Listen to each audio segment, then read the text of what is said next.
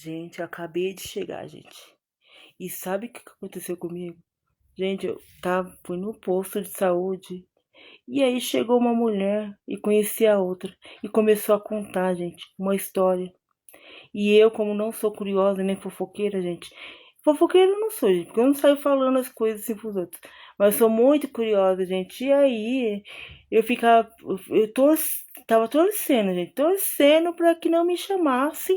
Que eu não seria a próxima, porque eu queria terminar de ouvir a conversa das mulheres, gente. Tava tão intrigante a conversa que eu falei, não, eu vou ter que ouvir o final dessa conversa. E eu torcendo, gente, eu torcendo. E muita gente fica torcendo pra que chame logo. E eu torcendo, gente, pra que eu pudesse ouvir toda a história. Meu Deus. Ou eu sou fofoqueira, eu sou muito curiosa, eu nunca vi.